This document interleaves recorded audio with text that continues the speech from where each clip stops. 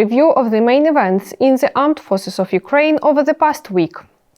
The liberation of Kupyansk is taking place gradually to prevent civilian and military casualties.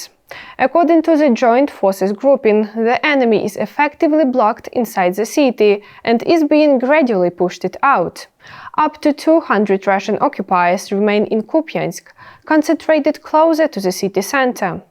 The situation in the Siversk area remains tense, as the enemy is attempting to bypass the city. The East Operational Grouping reports that the defense forces are blocking the advance and stabilizing the situation. Enemy assault groups that infiltrated the city under adverse weather conditions are being eliminated. The defense forces control the northern part of Pokrovsk, while fighting continues in the southern part of the city.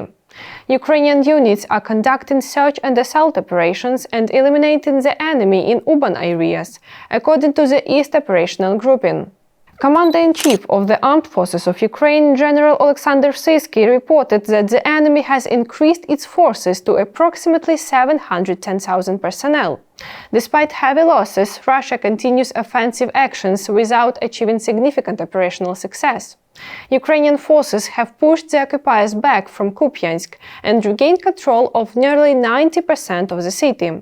In the Pokrovsk area, which the enemy has been attempting to seize for more than 17 months, Ukrainian units are holding the defense and regaining the initiative.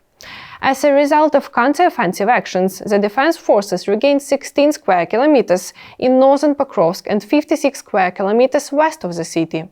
32 civilians were injured in Zaporizhia on Wednesday after a Russian-guided aerial bomb struck a multi-story residential building.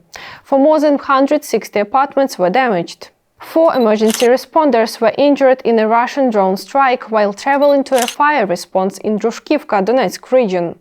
The State Emergency Service stressed that Russia deliberately targets rescue workers, violating international humanitarian law. This week, another Russian submarine was destroyed in the war against Ukraine. The Security Service of Ukraine and the naval forces carried out a unique operation in the port of the Novorossiysk. For the first time in history, underwater drones struck a Russian Varshavyanka-class submarine. The vessel carried 4-caliber cruise missiles launchers used in strike against Ukraine. Currently, 3 submarines of Russia's Black Sea Fleet remains in the Black Sea. This week, the defense forces struck several strategic facilities of Russia's military, industrial and oil refining sectors. Explosives and fires were recorded at the Afinsky and Slavyansky oil refineries in Krasnodar territory. The General Staff confirmed a successful strike on the Astrakhan gas precision plant, which produces components used for explosives. Among other targets struck this week was a field artillery ammunition depot of Russian occupiers forces in temporarily occupied Luhansk region.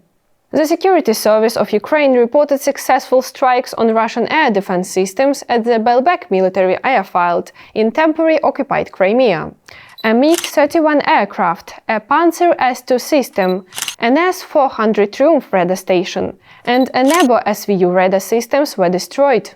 2 launches of the S-400 air defense system with ammunition were destroyed in Belgorod region, according to clarified data from the General Staff. Additional strikes hit a Nebo U radar station in Crimea, a fuel depot in the Zaporizhia region, a drone storage facility in Makiyivka, and enemy personnel concentrations in Donetsk. On the 18th of December, Ukraine and Germany signed agreements to strengthen Ukraine's defense capabilities. They include long-term support for Patriot air defense systems, production of 200 Bogdana self-propelled artillery systems, and drone procurement.